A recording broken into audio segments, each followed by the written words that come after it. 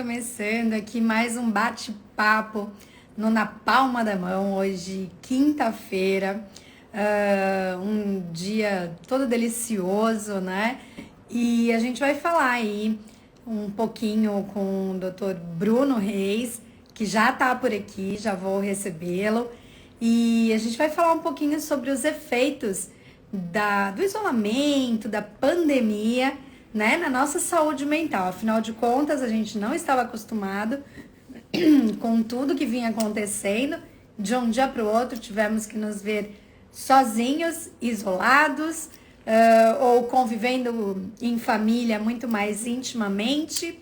E isso com certeza deve ter algum efeito emocional, psicológico. E aí a gente convidou o Dr. Bruno Reis para participar hoje comigo. Quero já agradecer a doutora Heloísa Ventura que está por aqui, Cá Nunes que chegou também. Antes de aceitar o Dr. Bruno, desculpe, eu quero só dar um recado que as nossas lives, né, os nossos bate-papos aqui, eles ficam à disposição no nosso canal do YouTube, Na Palma da Mão, no Facebook também, na página oficial do Na Palma da Mão, e também, se você é de Santos, você pode ver na TV Com, canal 11 da NET, 8 da Vivo. Mas não se preocupe que se você não é de Santos, é só você baixar o app da TV Com Play no seu telefone, no seu tablet, no seu computador, e você pode ver toda a programação da TV Com, inclusive os nossos bate-papos aí nesse super aplicativo que traz todos os assuntos da nossa região. Lá eu também apresento o Santa Casa e Você. É um programa onde a gente sempre está debatendo algum assunto de saúde. É muito legal, então curta muito aí, baixe o app da TV Com. Thelma Mangini chegou por aqui, enfermeira Vanusa, Marcela, Mônica Martins, e vamos receber Dr. Bruno Reis, já esteve aqui. Dr. Bruno, bem-vindo, né? Mais uma vez ao Na Palma da Mão. Que honra recebê-lo novamente aqui. Olá, boa noite, tudo bem? Boa noite, doutor. Obrigada por ter aceito prontamente o convite. A gente adorou a última live que fizemos aqui. Bastante gente comentou, repercutiu, ajudou muita gente, né? É sempre muito bom quando tem profissionais que falam aí o que a gente está exatamente sentindo, né? Parece anjos. A gente está sentindo tudo, chega alguém e fala: Meu Deus, era isso que eu estava sentindo, descobriu. Parece que foi para mim. Então, quero já agradecer sua última participação e agradecer a sua vinda também agora aqui no Na Palma da Mão. Obrigado, Fernanda. Boa noite para você, boa noite para todos. Aproveitar a oportunidade aí para quem reservou esse tempinho para assistir a gente, para entrar nesse bate-papo.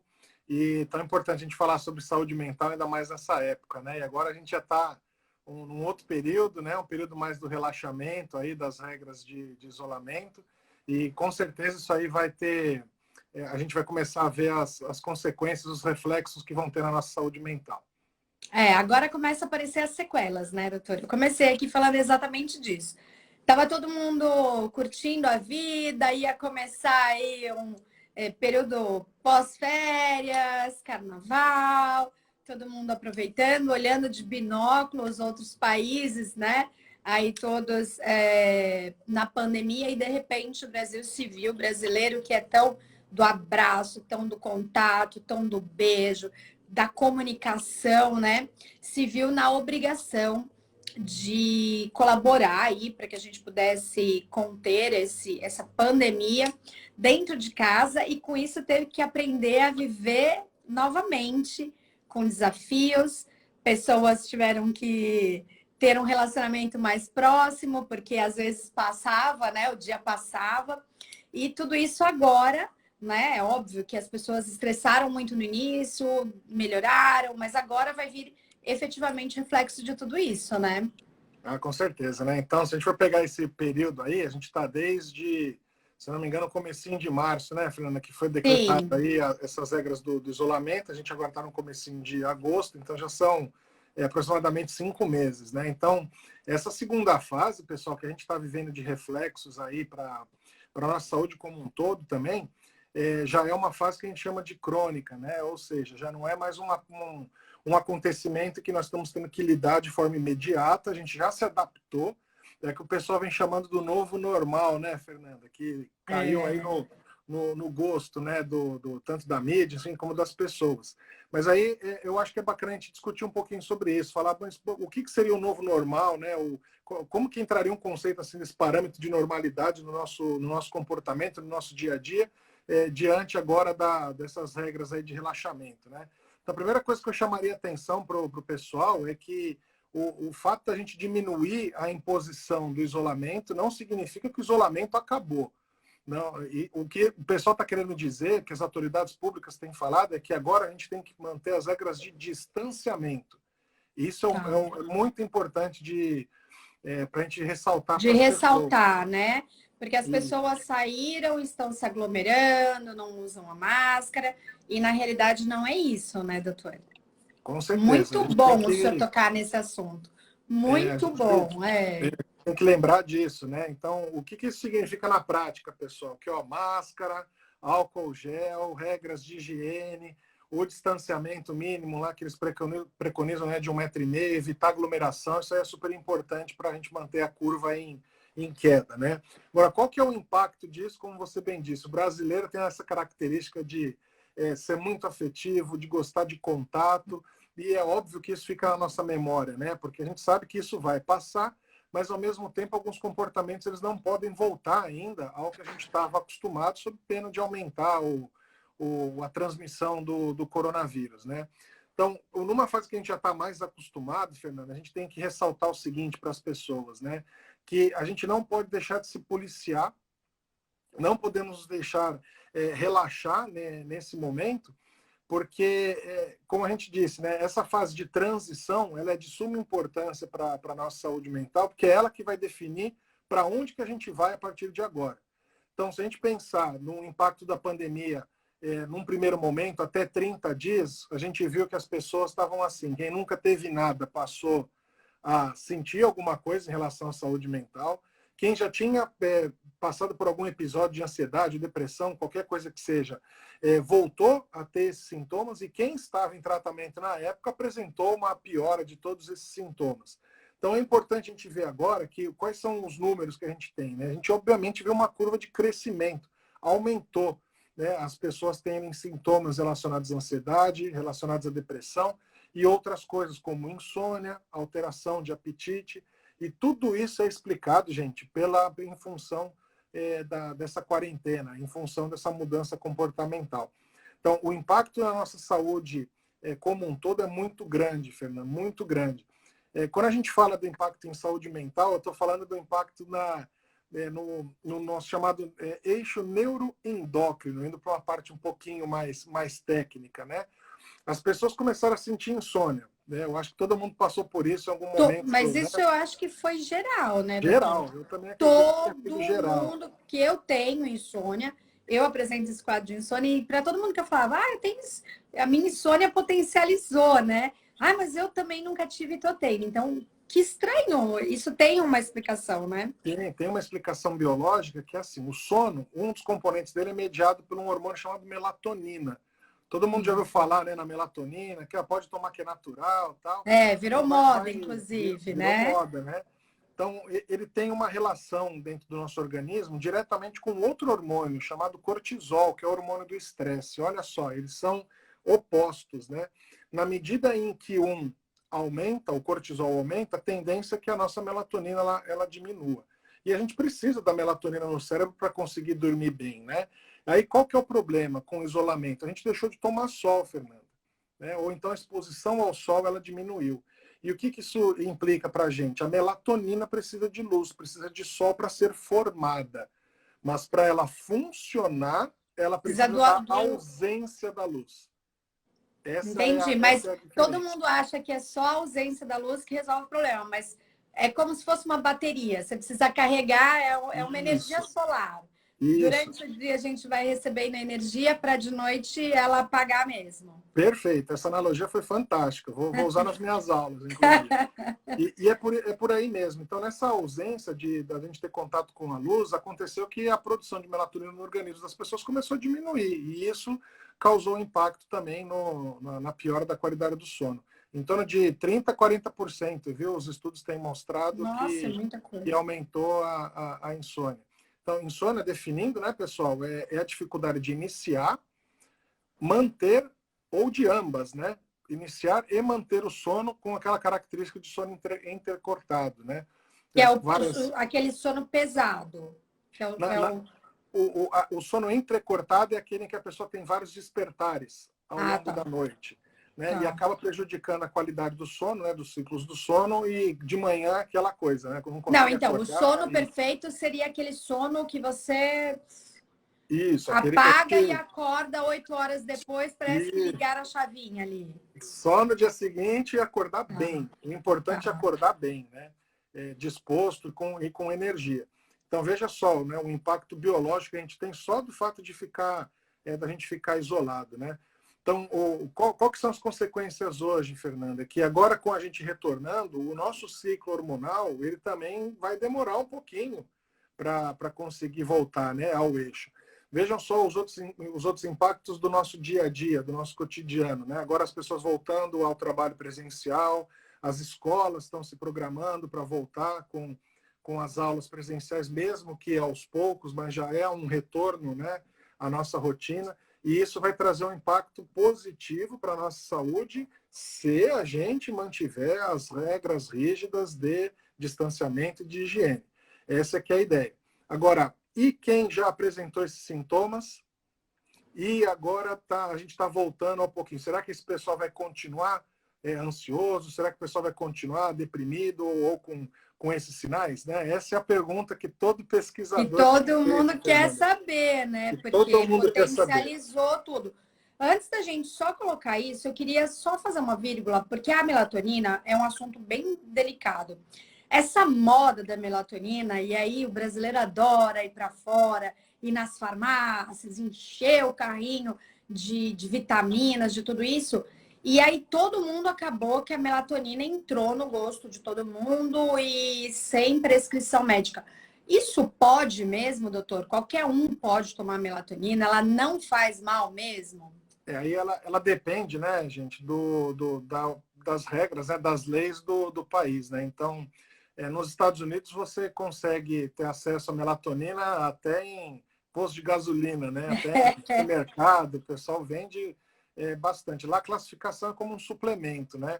Aqui no Brasil, você consegue em lojas de produtos naturais, consegue comprar pela internet também, mas a ideia, gente, é que a melatonina ela potencialize o nosso sono, desde que a gente siga as regras da higiene do sono e também respeite o nosso biológico. Não adianta tomar melatonina de 5 miligramas, 10 miligramas e ficar com o celular na mão no escuro. A luz azul de TV, celular, tal, ela acaba atrapalhando, né? Ela influencia na nossa percepção e ele não vai abrir com a luz o receptor da melatonina. Ou seja, Tá. não adianta aumentar a quantidade de melatonina, senão não vai ter onde se ligar. E a Sim. luz azul influencia, ela fecha o receptor da melatonina. Então, às vezes, antes de testar a melatonina, pode-se começar por um ajuste de hábito. X Isso. hora, desliga tudo, começa a relaxar, que pode ser que nem haja necessidade da melatonina. Sim, muitas vezes não há nem a necessidade de outros remédios, né? Os fármacos desenhados para insônia. Então, a Porque mudança hoje de é um hábito, hábito, né? O celular, ele é quase que o travesseiro nosso. A cabeça não para, a gente continua. Ainda nesse período de quarentena, acho que mais ainda, o pessoal fica jogando, fica conversando, tal, e a insônia bateu em todo mundo.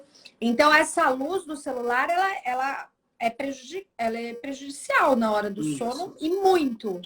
muito prejudicial, Fernanda, porque acabou sendo um hábito, como você falou, né? A gente leva junto com o travesseiro, né? Para o telefone. Isso é um hábito global, gente, não é só o brasileiro, né? Mas do mesmo jeito que a gente aprendeu, né? Que, olha, andar rápido é melhor do que correr, porque não vai atrapalhar os joelhos, a gente pode aprender também que eu posso determinar um horário para usar o celular, eu posso determinar um prazo, né, para poder utilizar, né, redes sociais e colocar uma regra, né? Na hora de deitar é para ir deitar. Eu costumo falar para meus pacientes, Fernando, que o quarto é lugar de duas coisas, né?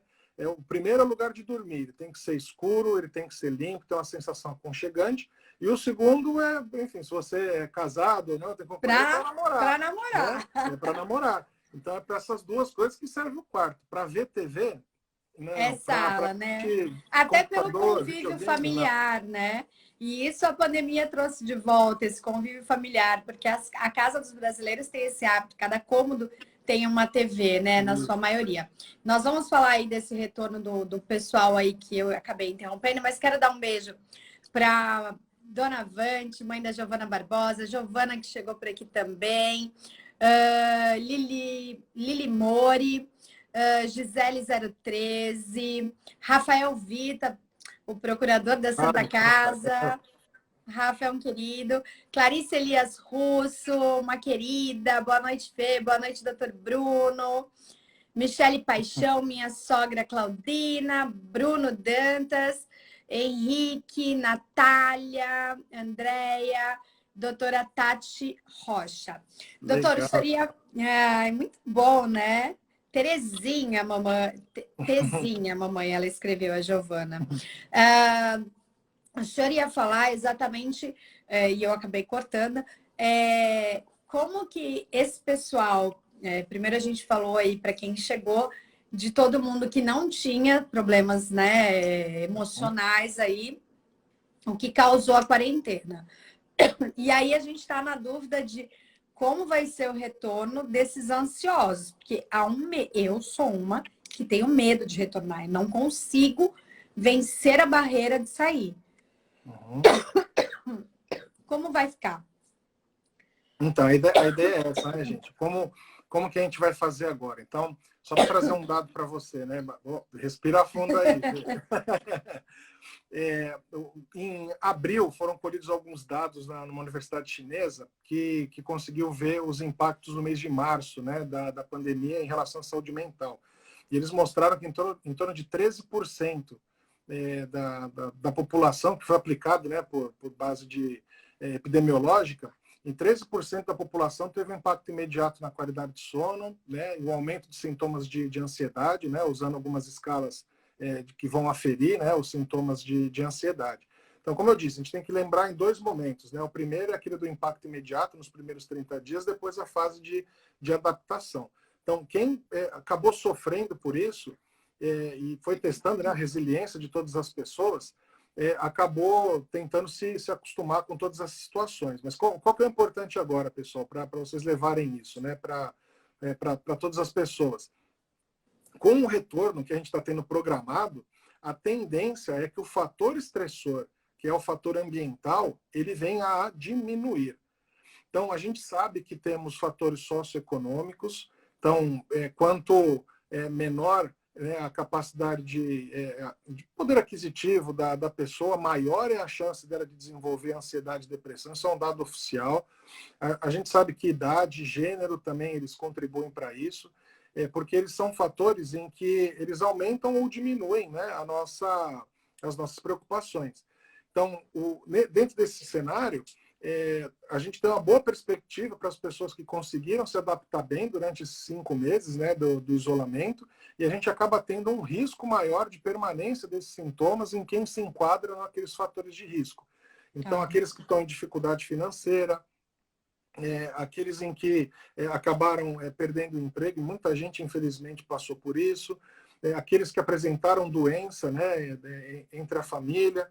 Então, os mais velhos, né, têm mais dificuldade de conseguir se adaptar. Aliás, as crianças os mais velhos, também. eles requerem, nesse momento, um cuidado um pouquinho mais especial, né, doutor? Eu vejo nas suas postagens, nas suas falas, o senhor fala muito dessa preocupação com o pessoal mais idoso, né? Porque é uma geração diferente, tem entendimentos diferentes, tá ali muito mais absorvendo as notícias, né? Então, tudo é uma grande catástrofe para eles. Eu vejo minha mãe que está aqui assistindo, ela fala: Se eu pegar, eu vou morrer sozinha, ninguém vai me ver. Então, assim, esse público, ele está sofrendo um pouco mais essa questão da ansiedade, do nervoso, não vê muito que uma saída, né? Eles ainda não têm essa perspectiva de uma luz no fim do túnel, né? Isso, a gente vê os dois extremos, né? Com os idosos, eu sempre chamo a atenção para a gente exercer a nossa paciência, pessoal, porque é normal, é natural para a gente ficar, ter um pouquinho mais de diminuição na velocidade do entendimento de uma leitura global. Isso faz parte, a gente vai ficar assim quando chegar na melhor idade, né? Então a gente tem que exercer muito, muito isso aí, porque a gente tem muitos casos que eu, inclusive, atendi consultório, né, de natural eles apresentarem esses sintomas ansiosos, né, os idosos, e os familiares acabaram não tendo o cuidado adequado, né, a compreensão adequada com essa fase de vida. Então foi muito bem lembrado. E por outro lado, também com as crianças, né, com as crianças e com os adolescentes, né. Então qual foi o fenômeno do outro lado, Fernanda, que a gente observou? Olha que curioso, a criança, no primeiro momento, se adaptou super bem. Porque ela falou, legal, não vou para a escola, Não vou estudar, não né? tenho Não tenho mais a compromisso minha mais. obrigação. E aí, né, quem tem criança em casa sabe, né, gente, o quanto que os pais sofreram, né, para se adaptar com as aulas à distância, a mãe passou, ou o pai, enfim, quem fica em casa passou a exercer esse papel de um professor adjunto, né, Isso auxiliando. mesmo. Então, todas as dificuldades que o pessoal enfrentou aí na adaptação, né, as crianças não conseguindo ter o mesmo desempenho, né, pelo meio digital, e a gente está vendo isso na parte de ensino, né? Quando a gente vai falar da diversão, é o oposto, né, Fernanda? Mas no Voa, ensino né? elas estão perdendo o interesse. Muitas crianças perderam o interesse pelo ensino. E aí a gente está com esse debate aí do retorno, né, das aulas. Para as crianças, chegou um momento em que agora elas querem retornar, né? Sim, porque também chegou uma hora em que, olha, não dá mais. Eu vejo, E é uma inclusive, do fase videogame. da idade que a convivência é extremamente importante, né, doutor? Não, sem sombra de dúvida. Isso aí é o que faz a nossa definição como ser humano, né? A interação ela é absolutamente necessária para o nosso desenvolvimento. E as crianças que foram ceifadas disso, né, acabaram tendo muita dificuldade depois, num segundo momento, né? Porque acabaram ficando assim entediadas, né? E uma fase, dependendo da idade, obviamente, né? Mas cada um com a sua característica acabou tendo um prejuízo. E a gente viu, pessoal, isso mostrou um lado bom que nada substitui o contato, né? Nada substitui a qualidade que a gente tem, tanto para aprender quanto para socializar. Por mais que o virtual ele faça um papel aí que é de suma importância, né, nos dias de isolamento, né, Fernanda? Mas ele não consegue substituir. Ele Sim, sim. não teve esse poder. Eu não conheci ninguém até hoje que esteve melhor desde de março É desse ano. verdade. E todo mundo Todo que era, mundo. mesmo os apaixonados por essa comunicação, pessoas que já tinham home office, na realidade, as pessoas precisaram aprender a conviver, né? A inter-relação familiar aí, a interação entre todas, ela teve que acontecer. Aumentou o número de divórcio, mas também aumentou o número de pessoas que descobriram que realmente estão juntos para o que der e vier, né? E isso traz aí uma fortaleza também para a relação. Sim, com certeza. Eu acho que seria até legal o pessoal que está acompanhando a gente comentar aí, né, Fernando? E falar para a gente como é que foi em casa, né? Como é que Aumentou ficou a a briga sua ou não, casa aí na melhorou a relação ou quarentena? não. Né? Isso seria bem bacana para a gente ver, porque realmente quem conseguiu se entender, né, e usou da empatia, usou de uma boa leitura em casa, respeitando o espaço do próximo, conseguindo se organizar direitinho, eu acho que conseguiu sair dessa, assim, ou então pelo menos se adaptar melhor, né, durante esse período e estreitou os laços da família, né? A gente não pode esquecer, né, Fernanda? A família é o fundamento, né, da sociedade, não tem como. Quando a gente se viu obrigado a passar mais tempo com aqueles que a gente sai na vida para lutar, para defender, então a gente trabalha para sustentar a casa e enfim, demonstrar o nosso amor, quando a gente se vê obrigado a conviver mais com eles, muitas pessoas tiveram problema, como você bem disse, né? O número de divórcios decolou, né? E é uma coisa assim que chama muita atenção, né? Por que algo desse sentido, né, teria que acontecer? Então, eu acho que vale essa reflexão, né, para a gente pensar como que foi no nosso caso, né?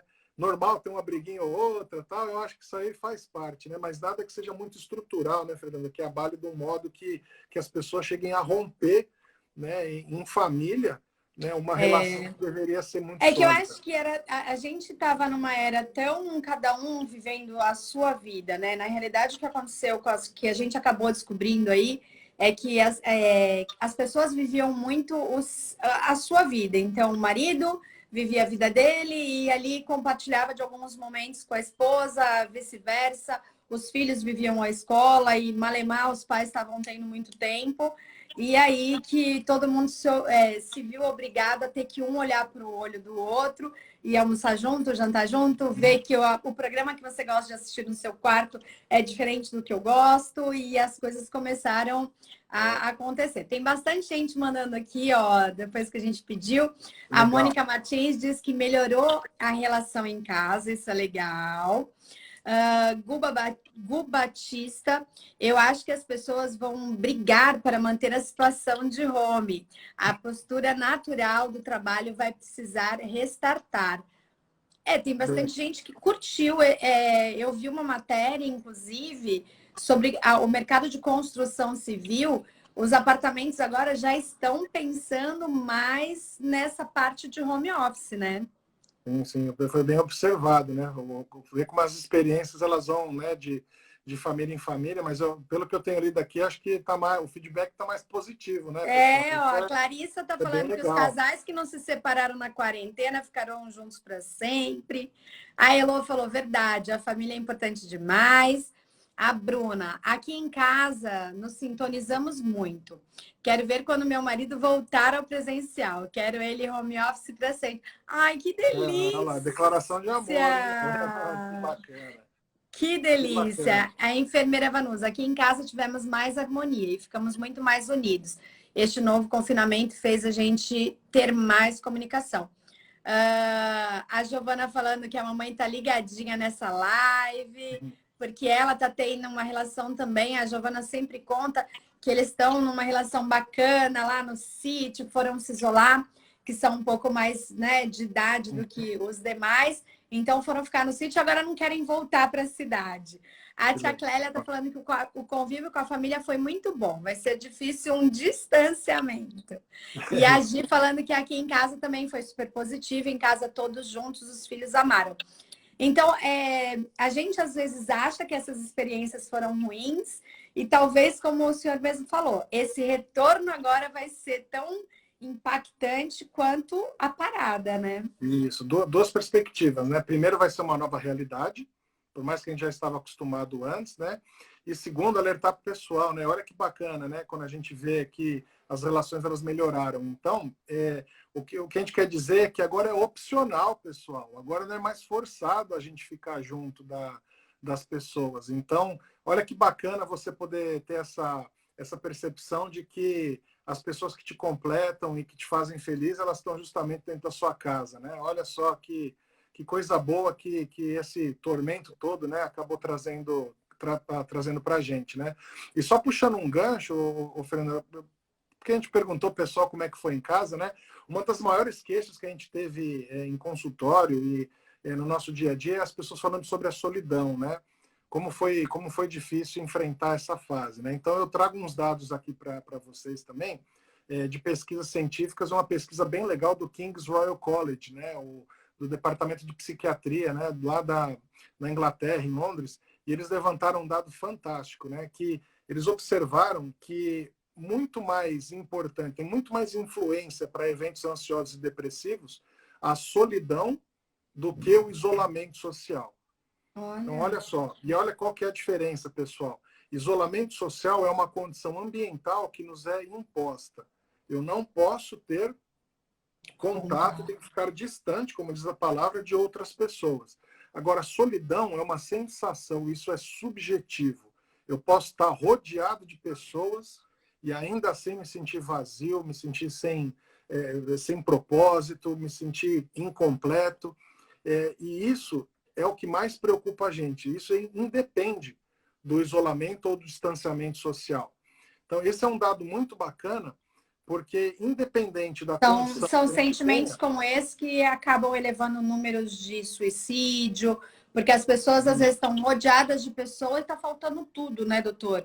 Nossa, eu tenho tudo aqui, tenho uma casa maravilhosa, tenho uma família maravilhosa, tá todo mundo aqui, mas eu me sinto só. E as pessoas mesmo que são só, né, que tipo, mora sozinho, essas daí também devem ter sofrido muito, principalmente os idosos, né? Aqueles filhos que já não eram tão atenciosos, parece que usaram a pandemia. Olha, eu te amo, né? Mas eu não posso ir aí te ver porque eu tenho medo de te passar alguma coisa. Então acabaram se acomodando mais ainda. E essas pessoas que já eram tristes, piorou. A gente viu um aumento de depressão nessas pessoas mais idosas, né? sim, sim, e aumentou mesmo, né? Nos dois opostos a gente viu muita dificuldade, né? Como a gente tinha falado. Agora, veja só, né? A gente viu também muitas pessoas que moram sozinhas, que ficaram esse período inteiro, e muitas vezes ainda estão, né? Num isolamento, seguindo as regras direitinho, né? Mas ainda assim não se sentiram sozinhas. Não reportaram ou não passaram por essa experiência da solidão e não vê mais nenhum tipo de suporte, o tipo de contato. Como eu disse, é uma coisa que é subjetiva, é muito difícil a gente conseguir mensurar isso aí, mas a solidão ela tem um papel protagonista no desenvolvimento de transtornos mentais, principalmente relacionados à depressão, relacionados à ansiedade, do que o isolamento em si. Então, você vê de onde vem a força do ser humano, né? Da onde que a gente tira tanta resiliência, né? Para conseguir se adaptar a essas situações. Eu achei muito interessante essa pesquisa. Foi Muito, muito mesmo, porque às vezes a gente não foi para muito para bacana. pensar, né?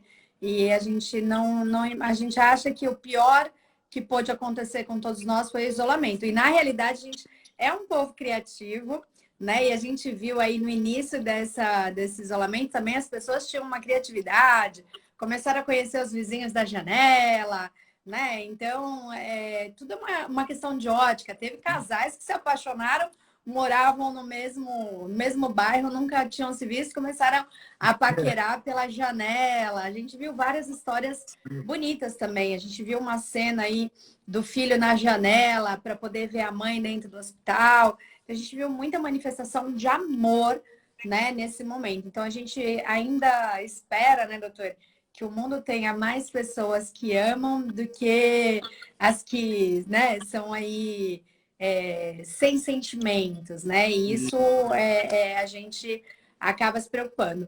Ó, a Anice falou que conheceu o Dr. Bruno hoje, gostou muito dele.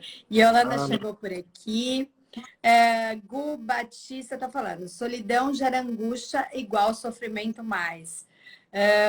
O Yuri, do Bolos para Café, aliás, uma delícia esses bolinhos do Yuri, que na quarentena foram um pecado aqui em casa.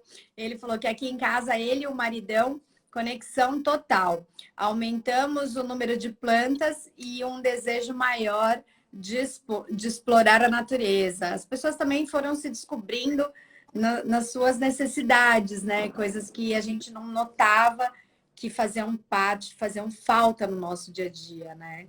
Sim, com certeza, né?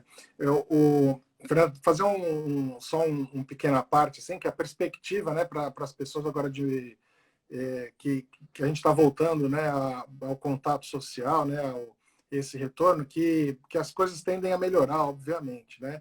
Mas a gente tem visto agora, pessoal, o que a gente chama da quarta onda, né? Acho que o pessoal já falou das ondas depois do coronavírus, né?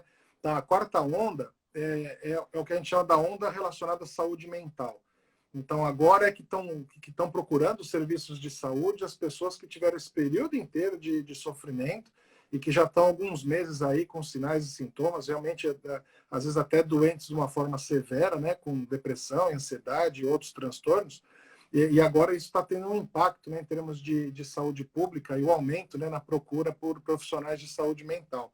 A gente vê um aumento nos movimentos, tanto na saúde pública, né, quanto na saúde privada. E isso traz um pouquinho de preocupação, porque talvez o sistema ele não consiga dar conta de tamanha demanda, né? E isso vem acontecendo no mundo inteiro. Isso não é algo exclusivo que seja no Brasil, mas na maioria dos países onde a gente tem uma prevalência maior de ansiedade, de depressão, a busca ela tende a ser maior. Não sei se vocês sabem, pessoal, mas o Brasil ele é considerado o país mais ansioso do mundo.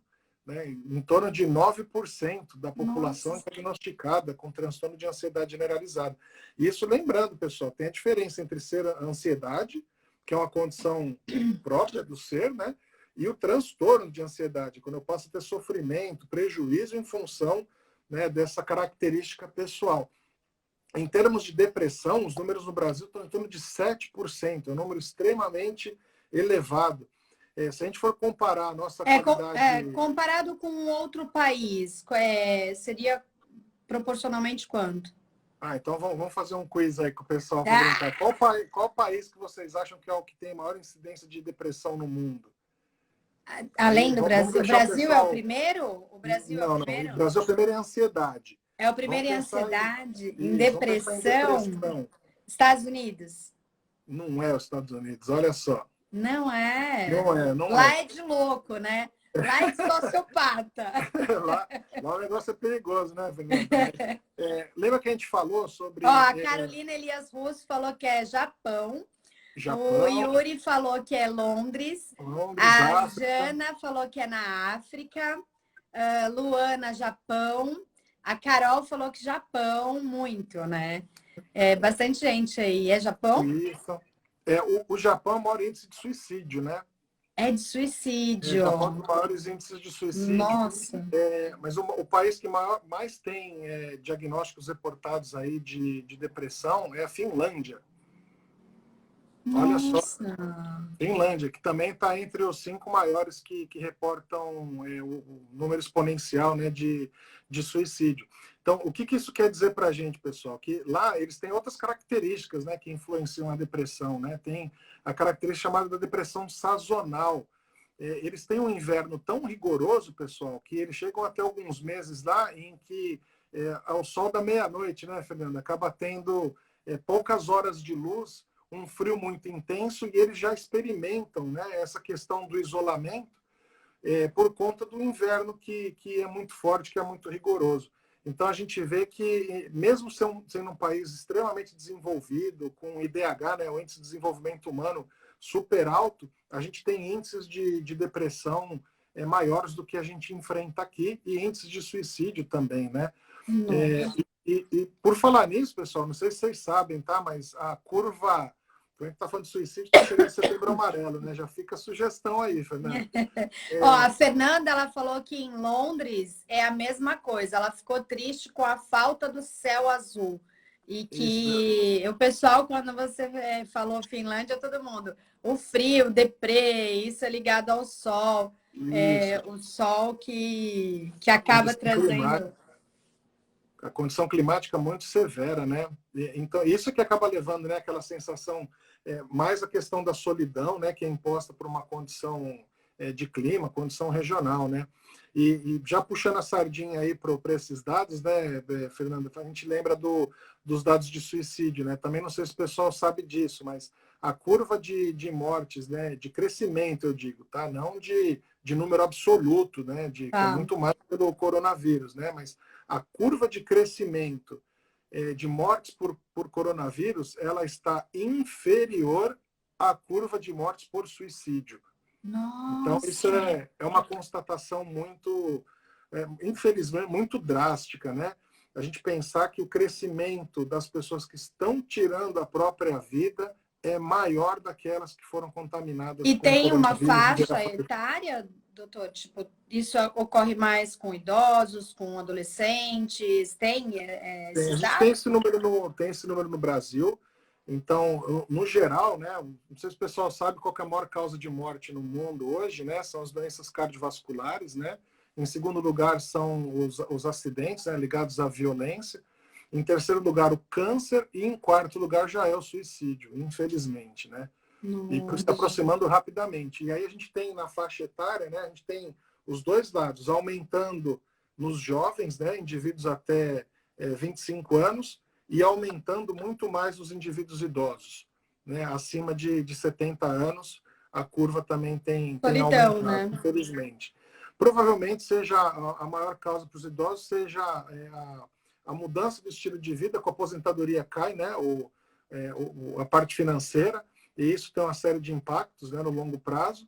E nos jovens, a gente ainda não conseguiu identificar muito bem, né, o que tem acontecido, mas as gerações elas têm demonstrado que, talvez por a marcada impulsividade da adolescência, né, ou do jovem adulto, tem trazido aumento também do número de casos de suicídio, infelizmente. A saúde mental realmente é que o pessoal está falando, a gente tem que dar um pouco mais de atenção, né?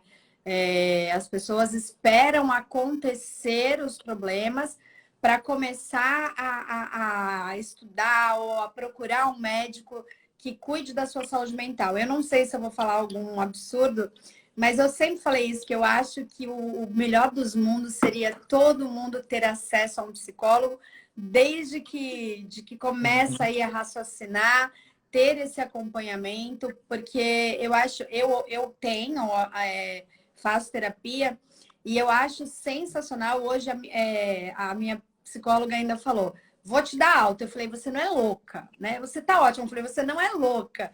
Porque não é uma questão de estar doente, estar estabilizada. É uma questão de você poder ter em quem... Não é tudo que a gente consegue, né, em família resolver. Então, é alguém preparado que estudou para te dar um grande apoio emocional. E é uma coisa, assim, de uma hora para outra. Então, essa pandemia mostrou para todo mundo quanto a nossa mente... ela é uma caixa de Pandora. Você pode estar rindo e do nada você pode dar uma surtada, né? Muita gente desenvolveu a síndrome do pânico. A tia Clélia tá aí, semana passada eu acabei indo com ela no hospital, ela não conseguia levantar. As pernas parecia que estavam afundando no chão, o corpo trêmulo, eu tô morrendo e tal. E a gente foi na Santa Casa e episódio de pânico, né? Então, assim, é uma coisa que vem de repente, né, doutor? Ele pode acontecer repentinamente, o primeiro episódio, né? Você pode vir em manifestações que a gente nem sonha, né? Para quem acredita ainda, né, nessa mentira, nessa falácia de que a ansiedade não tem sintomas físicos, né? Já fica o recado, então, né? Saibam muito bem que se tem uma coisa que é interligado com o nosso organismo é a nossa mente, né? Então, o cérebro ele comanda todo o nosso organismo e é absolutamente natural a gente ter sintomas físicos que são mediados, né, por questões emocionais. Então, é importante falar disso, Fernando, porque quando a gente acaba tendo... É muito comum a gente ouvir isso, né? A pessoa ela tem, às vezes, uma crise de ansiedade, uma crise de pânico, acaba correndo para o pronto-socorro, aí chega no pronto-socorro com aquela sensação de que está morrendo, porque realmente está sentindo todas aquelas coisas. Então, o coração está disparado, está suando, está com parestesia, né? Assim, um formigamento nas mãos, nos braços, uma série de outros sintomas físicos. Aí faz exame, aí vai lá no médico, e aí o médico fala assim, olha, você não tem nada. Isso é terrível, né? É a pior Isso é frase, dá vontade de voar no pescoço do médico. Isso é terrível. E a gente tem reforçado isso para os nossos colegas, né, plantonistas, que o melhor jeito de falar é assim, olha, graças a Deus os seus exames eles deram corretos, né? Tá tudo certinho. Então isso significa que aquilo que você sentiu não foi um problema no órgão em si.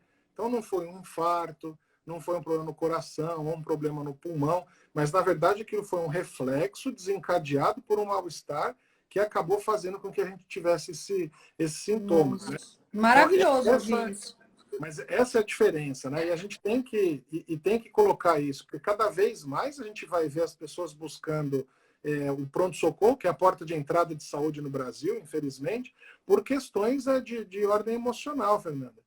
E as pessoas têm que lembrar disso, né? Não tem exame que comprova que a pessoa tem síndrome do pânico, ou que tem depressão, ou que tem ansiedade. A gente está muito longe de conseguir atingir isso. A gente tem pequenos rastreios que podem apontar. E o brasileiro tem essa característica, infelizmente, né? O estigma, o preconceito velado. Né? Eu não sou doente, eu não sou doido para ir no psicólogo, Isso. né? Tem que ser doido para procurar um psiquiatra, para procurar um psicólogo. E não é por aí, né? Eu não preciso ser cardiopata para ir no cardiologista, né? Então, eu posso ir para Quando que o ser humano, quando é que a gente pode procurar um psiquiatra? Qual seria uma dica para achar, olha, eu acho que eu vou marcar uma consulta, o que eu preciso estar sentindo para eu poder procurar um médico? Legal, bacana. Então, Psiquiatra? não só o psiquiatra, mas qualquer profissional de saúde mental, tá? Isso é importante, né? Até para explicar para o pessoal a diferença, né, entre todos os profissionais. Sim, Então, o psiquiatra é um médico que fez uma especialização em psiquiatria e acaba estudando as doenças mentais mais do prisma biológico. Então, ele vai estudar como é que funcionam os neurotransmissores, o que acontece quando a pessoa tem depressão, quando tem outros sintomas, por aí vai. O psicólogo já é um profissional que é extremamente focado também nos transtornos mentais, mas ele é um lado com uma formação muito mais humanista, né? Ele tem o treinamento para exercer a cura ou a busca da cura através da escuta e através da palavra. Então, tem uma diferença de formação? Obviamente que tem, mas os dois profissionais são extremamente capacitados, né, para serem buscados nesse período. E a gente tem também outros profissionais, assistente social lida com saúde mental, fono lida com saúde mental, enfermeiro, técnico de enfermagem, todo o pessoal da saúde em geral, ele acaba lidando. Agora, qual que é a dica, pessoal? Qualquer mal-estar que você tenha e que ele perdure por um período e que faça você ter prejuízo no seu dia a dia, é o melhor indicativo para você buscar uma opinião especializada. Então, pensem assim, ó, você está jogando, sei lá, bola na praia ou dando aquela caminhada, correndo ali na orla. Pisa em falso num buraco e dá aquela dorzinha no tornozelo. Você chega em casa, aí tal, toma o seu banho, vai dormir, no dia seguinte ele está lá incomodando um pouquinho, tal, e o que você faz? Né? Você vai no pensa, pô, ortopedista. será que eu torci o pé? Pô, isso aqui está me incomodando, não estou conseguindo virar ele. Você vai atrás de um profissional. Você busca alguém para ter alguma opinião. Então, por que não a gente pensar também, né, quando a gente está falando da nossa saúde mental? E a gente pode ir em qualquer um dos dois, viu, Fernanda? Perder um pouquinho desse estigma, né?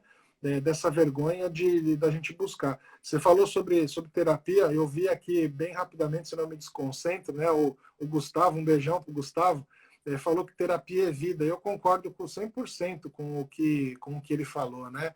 Se a Não, gente tiver se é o mesmo Gustavo que falou que você salvou ele da morte, aí Gu essa frase eu já não Batista, vi, mas eu não tenho tanta importância assim, não, viu? Mas é o Gu Batista. isso, Gustavo Batista. Ele Gustavo Batista, falou, beijão para ele. até eu ia mencionar, eu achei muito importante o que ele falou. Doutor Bruno me tirou da pulsão de morte do momento de depressão. Obrigado, doutor. É fera.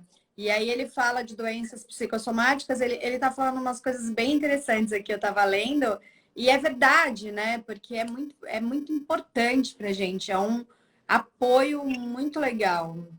A gente tem que ter isso mesmo, viu, Fernanda? E destacar, né? As pessoas às vezes têm esse preconceito e muitas vezes por conta de opiniões de pessoas que a gente leva muito em consideração. Então, eu lembro muito bem de uma época em que a gente já tinha até falado disso, né? Do Neymar, né? Todo mundo conhece, né? O maior craque, o grande jogador. E quando ele estava na mudança dele do Barcelona para o Paris Saint-Germain, olha só que dúvida cruel, né? Que difícil, né? Mas, enfim, dentro do contexto dele, obviamente, uma questão muito complicada, e sugeriram para o Neymar, pô, Neymar, você está muito tenso, você está muito estressado, por que você não busca um psicólogo para conversar, bater um papo? E a resposta dele em redes sociais, isso publicado, né? Eu não sou doido. Olha só como está Mas é um enraizado esse conceito preconceito, já né? enraizado na mente de todo mundo que fala, eu não vou procurar. Várias pessoas eu vejo falar, tô com insônia, tô irritada. Você trabalha com a pessoa todo dia, ela fala, tô irritada. Tô irritada. Falo, isso não é normal, gente. Você passa meses irritada. Você fica irritado um dia ou outro, até um cansaço, né? Pô, eu tô com uma estafa, eu tô com uma estafa. Isso. A estafa, ela é mental. Então, você não precisa ser doido, tá Não. batendo, né? Longe disso. Você pode chegar e falar como uma prevenção, pessoal. A gente tem que entender assim. Quer ver uma coisa, Fernando? Olha só, quando a gente está na escola, né? A gente tem lá desde do ensino fundamental, a gente não tem lá uma disciplina que chama educação física. Sim. Tem. A gente tem, né? Igual tem matemática, igual tem Sim. ciência, e por aí vai. Por que a gente, então, é ensinado, orientado desde criança a cuidar do nosso corpo, mas a gente não é orientado a cuidar da nossa cabeça, da nossa mente, né? Que é Então, o que comanda às vezes já tudo, começa né? lá, né? E comanda tudo. Se Com pifar certeza. ali, pifou tudo, né? Então, com certeza. Então, a gente tem que fazer esse trabalho, né? De tentar desmistificar, né? Essas questões, né? Não é porque a gente, como eu disse, né? Não é porque eu sou cardiopata que eu vou no cardiologista. A gente vai também para conseguir Sim. antecipar problemas, né? E fazer tirar dúvidas, enfim, eu acho que é por aí. Como você falou, o brasileiro tem, infelizmente, essa característica, né? Eu acho que é o povo mais solidário do mundo, viu, Fernando? Não vejo o pessoal mais solidário. Mas a gente é solidário depois que acontece a tragédia, né? Quando tá para acontecer, para antecipar, o brasileiro ele já dá uma pisada na bola, né? É Já não preguiçoso, né? A gente é preguiçoso. Ir ao médico Eu vejo. A minha sogra é uma pessoa que está 82 anos e mesmo na pandemia, médico, vou lá levar o exame, vou fazer não sei o quê, não tem nada, doutor, nada. Graças a Deus não tem Que nada, está bom. aqui nos assistindo. Mas é uma pessoa super cuidadosa, ela está sempre no médico. E aí eu vejo as pessoas falando, nossa, mas ela está sempre no médico. Por isso que ela está com 82 anos, não tem nada, porque se um dia tiver alguma coisa, vai saber muito cedo e vai ter a chance de tratar. Então, a gente, às vezes, tem essa cultura, né? Vai no médico quando está doente. Quando, na realidade, a cultura da prevenção é muito mais importante. Isso, muito mais e com certeza em todas as áreas, né? Ainda mais quando a gente está falando de impactos, né, que são causados pelas doenças mentais, né? Então, mais um dado aí para o pessoal, né, para ver a importância, né? Isso no início dos anos 2000, a Organização Mundial de Saúde chegou a prever que a depressão seria a doença mais incapacitante em 2020. E a gente chegou agora em 2020 e a depressão realmente é a segunda doença mais incapacitante, né? E a gente vê ainda mais em países com características ansiosas, como o Brasil, né? A gente sabe que a ansiedade é a melhor amiga da depressão, então as pessoas que têm ansiedade ou são ansiosas já estão muito mais suscetíveis a ter eventos depressivos ao longo da vida. Então, e quem já teve depressão sabe o que eu estou falando, né, Fernanda? Sabe o quão incapacitante é. Você ter alterações que são do seu humor, alterações físicas, alterações da sua cognição. A gente passa a ter dificuldade de conseguir decidir melhor, de conseguir enxergar melhor as coisas, ter um entendimento melhor, né, das situações. E imagine só você, em questão de dias, se sentir como se tivesse uma âncora amarrada no seu pé e você não conseguir sequer sair da cama para tomar um banho. Olha só o tamanho da incapacidade. Quanto mais a gente vai falar sobre como é que um indivíduo desse pode trabalhar, né? Como que alguém pode, ou então, cuidar E é da família, incrível que se ele vai trabalhar né? e se no local de trabalho ele comenta para o chefe, por exemplo, que ele tem depressão, que ele precisa ir no psiquiatra, tudo é motivo de mentir. Assim como aquilo que a gente estava falando, de chegar no médico e falar, você não tinha nada, a família às vezes fala para a pessoa que está com depressão, isso não é nada, isso é frescura. O patrão e os amigos, isso não é nada, que é só um dia de folga. Isso vai deixando cada vez mais ansioso, né? Quero só dar, antes do senhor responder, a Giovana falou exatamente isso. Eu preciso criar o hábito de ir ao médico. Só vou realmente quando estou doente. E é mesmo, o hábito de ir ao médico é muito importante. Doutor Josué Montedoni entrou aqui, meu cirurgião. Um lindo, querido, teve ele aqui em live, ele e a Fê. E está dizendo que você é o melhor psiquiatra, amigão. Josué, não sei se o pessoal sabe, né? Além da beleza externa, o Josué é um ser humano incrível, fantástico, né? Mais conhecido como bisturi de ouro, né? Não erra uma. Nossa, sensacional. Um ser humano, ele e a Fernanda, assim, são duas pessoas queridas, né? Eu sempre fui relutante aí, desde que eu fiquei doente, que engordei, ganhei de ter era um sonho, mas eu morria de medo de fazer procedimento, e aí ele sempre muito simpático, muito rápido, fizemos aí a redução da mama, foi um sucesso, excelente profissional, olha, muito bacana. E teve aqui os dois, foi um sucesso, viu? Esse casal lindo, mas que tem um conteúdo maravilhoso. Sim. A Mariana também está falando que a pior coisa é não ser entendido. Eu acho que essa é uma das maiores reclamações, né? Uhum. Paciente deve chegar e falar: a minha família não acredita, meus amigos não acreditam, meu patrão não acredita. É muito ruim. Como a gente é desacreditado, né? Com certeza. Depressão, pessoal, ela não tem classe social, ela não tem gênero, não tem idade, ela não tem uma mudança em geral assim na nossa aparência, a não ser quando é um episódio extremamente grave, né?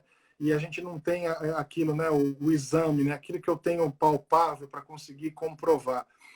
Isso, infelizmente, é muito triste, né? É muito triste da gente ver o descrédito, né?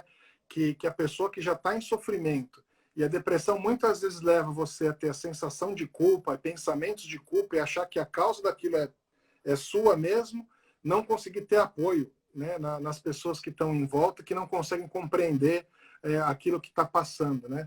Por ser uma doença também de ordem subjetiva, a gente tem muitas variações, né? A gente tem pessoas que são deprimidas e funcionais, e tem as pessoas que são deprimidas e absolutamente disfuncionais. Mas o que eu posso falar para vocês, pessoal, é que assim, não coloquem, não joguem para escanteio, não deem menor importância quando vocês notarem ou perceberem que alguém tá com queixas ou está com sintomas relacionados ao humor deprimido. Situações dessa maneira elas requerem que a gente tenha uma escuta, que a gente tenha um acolhimento. A pessoa que está em volta, que está convivendo com a pessoa que está vivendo com isso, ela é de suma importância na prevenção, principalmente do suicídio, né? Que é o pior desfecho que uma pessoa É o deprimida ápice, pode né, ter, da né? depressão aí. Que a gente tem que tentar, de todas as maneiras, reduzir, né? Então, é importante mesmo, pessoal. Se a gente fala isso, os números só estão aumentando. Infelizmente, só tem demonstrado isso. A gente tem que esclarecer muito mais as pessoas, aprender a lidar com essa situação. Doutor Josué está perguntando qual a diferença entre tristeza e depressão. Tá legal. Então, a tristeza é um sentimento, é uma sensação. Então, é normal, é uma reação que eu posso ter diante de algum fato que eu esteja vivendo com aquilo, mas é um sentimento como qualquer outro que a gente tenha. A diferença para a depressão é que a tristeza na depressão ela é persistente. Ela tem critérios de tempo, ela tem que perdurar por mais de 15 dias e ela tem que ser incapacitante. A pessoa tem que ter prejuízo no dia a dia dela em função da persistência desse sentimento e não conseguir mais realizar as atividades de vida diária dela. Tá bem legal, muito boa pergunta para a gente conseguir diferenciar uma coisa da outra. Né, uma coisa da outra. Olha, nós estamos aí indo para o finalzinho, temos 2 ou 3 minutos. A enfermeira Vanusa está falando que, infelizmente, as doenças emocionais ainda são um tabu para a população. E a rodeia baiana é difícil, o difícil é que muitos acham que é frescura. Aquilo que nós estávamos falando, né? A Mariana, muitos acham mesmo e menosprezam a dor. Aquela típica frase, você não tem motivos para isso, né? E é bem o que a gente escuta, aí, né? Às vezes a pessoa está prosperando financeiramente, está lá depressiva, aquilo que você falou da solidão, né? Tá rodeada e tá se sentindo só. E aí vem uma frase dessa, é uma facada, né? Tá, com certeza. Então, um beijo para o Rodeia Baiana e minha irmã, Priscila. Um beijo para ela. Um beijo! Me prestigiando, um beijão. A mãe do Arthur, maior tesouro que a gente tem na nossa família. E acho que para finalizar, pessoal, assim, quem já passou por um episódio assim, depressivo ou ansioso sabe o que eu estou falando, né? Que é o quão difícil é. Então, mesmo que seja muito difícil falar para alguém que tem a febre, vai lá e baixa a temperatura do corpo, ou quem tem pneumonia, né? Para de tossir. Eu tento, pelo menos, passar isso para as pessoas que sofrem de depressão, sofrem de ansiedade, que procurar não se abalar ou não dar tanta importância assim para a opinião externa, né? Lembrar que é uma doença como qualquer outra, que tem tratamento psicológico, tem tratamento farmacológico, e a gente tem que buscar vencer esse medo de buscar ajuda para a gente conseguir melhorar dessas condições. E parar com essa ideia de que eu não vou ficar tomando remédio, porque se toma remédio para diabetes, porque não vai tomar remédio para depressão. É uma doença que tem que ser tratada, né? É isso aí. Quando é indicado, com certeza. Não é quando é indicado por um profissional. Eu acho que é por aí. Quando está com um bom profissional, tem que seguir. É verdade. Olha, eu queria ficar aqui mais uma hora. Teríamos assunto para isso, porque a gente ia falar do acidente, né? Mas já fica aí uma pauta, o que uma catástrofe pode causar aí com a humanidade, porque a gente tem 30 segundos. Eu quero agradecer mais uma vez a sua participação, doutor. Eu que agradeço. Um beijo para todo mundo aí que tirou um tempinho para nos prestigiar. Podem contar comigo aí para dúvidas. Quem quiser fazer algum tipo de pergunta para mim, depois mandem no privado, que agora eu já consigo responder. Já estou com um pouquinho mais de tempo nessa parte. Fernando, um beijo. Estou à disposição de você e de todos os seus espectadores aí, seguidores. Um beijo. A gente amou ficar aqui essa noite falando desse assunto. E até amanhã. Amanhã é sextou com a doutora Luciana Faria. Isso Tchau, aí. doutora.